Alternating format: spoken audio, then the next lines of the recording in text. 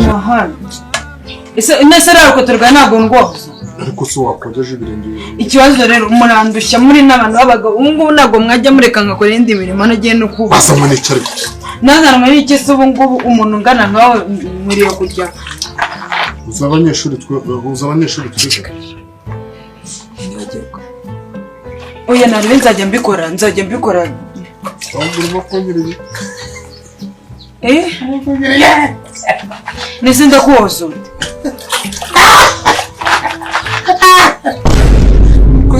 Nese nimba udashaka kunkoza waretse nkabire kukiba. Zana nakora. Nawe se. Nawe.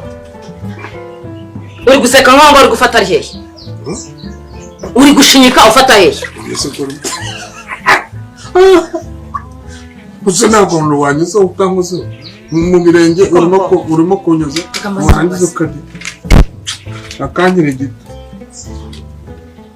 Ibase wishyize hehe? Ibase iri hehe? Yarayimena. Wamenye ugira ute? Wiyose wowe? Wamenye ugira ute? Yicaye. Icara uruhindu cyangwa icara umusumari wese ari beto 15. Nayicayemo ntazi kuri hejuru y'ibuye irangije. Habo nisangaye. Nisangaye.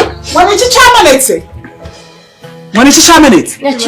Yabase yawe wimukanye. Ariko burarekaze nkubaze wa mukobwa we. Iyo uri kurira, ubugira ngo uri kurira amata, ubugira ngo uri kurira fanta, ubugira ngo uri kurira iki? Muri twe twese nta gususe gisanza, siribupe. Funga kimwa cha mama yako pumbafu nyangaragata. Asani. Cyo ni cyongereza. Mwose.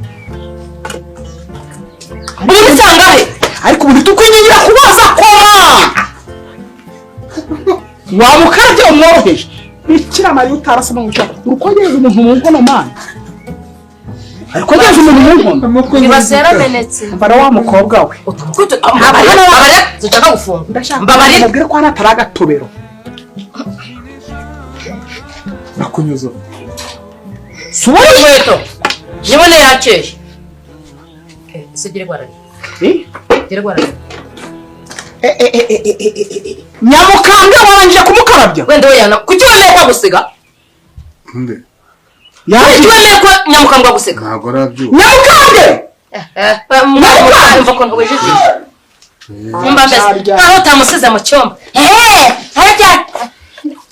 Uni nawe wanyuma ni wowe uzaturuka. Byihorere inyuma. Ugiye gukota. Byihorere nyose. Kandi reka nkubwire site. Shingo musumari wawe akamuno hanga. Banze nguhereza ikinyarwanda gifite ibihekane. Icyakuzanye Nyamukambye. Ariko tutamukubita kura kazi neza. None izi saha ni sanga. Ni sanga. Ndabizi. Eki? Oya ndenda jana mama. Ntabwo ushobora kunyemeza ko Nyamukambye yaje kwishuri yambaye inkweto zidahanaguye. Ntabwo bishoboka. Nicara hano.